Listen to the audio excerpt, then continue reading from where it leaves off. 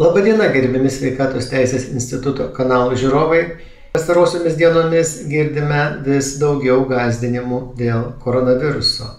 Iš tiesų, situacija gana neįprasta, kadangi atsiranda vis nauji ir nauji variantai. Paprastai taip nebūna. Pavyzdžiui, gripo virusas vienas būna sezono metu, išnyksta, kito sezono atsiranda kitas. Dažnai Pasaulinė sveikatos organizacija neatspėja ir paskiepina ne nuo to. Šiuo atveju variantas po varianto ir net neabejoju, kad kalta komercinė vakcinacija, kuri sudarė nepilnavertį imunitetą ir neleido susidoroti žmonių populiacijai su virusu.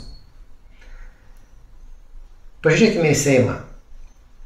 Seimo narys Audronis Ažubalis atėjo su kauke dėl koronaviruso. Kilo triukšmas. Iš vienos pusės, juk kultūringas žmogus, žinodamas, kad serga virusinė oro lašelinė infekcija, neina į viešo susibūrimo vietas ir neplatina jos. Ir čia nebūtinai COVID, čia galioja bet kada. Kitas dalykas – kaukė. Juk puikiai žinome, kad ta kaukė praktiškai jokios apsaugos nesuteikia. Duomenys yra tokie prieštaringi, kad nieko rimto apie tai pasakyti negalima. Nepaisant to, kažkoks kvailas įtikėjimas šitų kaukių nauda lemia tarsi savęs apgaudinėjimą.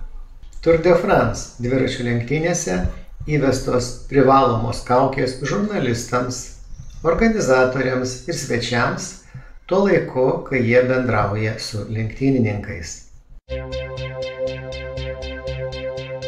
Tuo tarpu Lietuvoje įvyko burgerių ėdimo čempionatas. Sako, vienas surijo 5 per 9 minutes ir gavo kažkokį prizą, lyg tai kepsninę. Įsivaizduojame, ką darome. Nesveiko gyvenimo, apsirijimo, gyvenimo trumpinimo propaganda. Aišku, žmogui neuždrausi to daryti, kaip neuždrausi alkoholio, cigarečių, bet susimastau kartais. Kodėl tyli, pavyzdžiui, visuomenės sveikatos profesoriai per visą koronaviruso isteriją ištisai lindėję televizijos ekranuose ir kalbėję klausimų, apie kurį neturi jokio supratimo. Dabar čia jų sritis, bet jie tyli, viskas gerai. Apsidairykime, nesąmonės kiekviename kampelyje. Ar tėvai gali sugalvoti prastesnę, kvailesnę, kenksmingesnę dovaną vaikui, kaip elektrinis paspirtukas? Gerai paspirtukas, bet kodėl elektrinis? Ir galiausiai viešose įstaigose kartais nustebina kriauklės paprasčiausios, šalia kurių padėta dezinfekcinio skysčio, bet nepadėta muilo. Kartais man visą tai taip primena Sovietų sąjungą, kurioje žmonės žinojo, ką reikia sakyti ir taip sakė, nors tuo visai netikėjo. Prisimenate, kas tada gyvenote?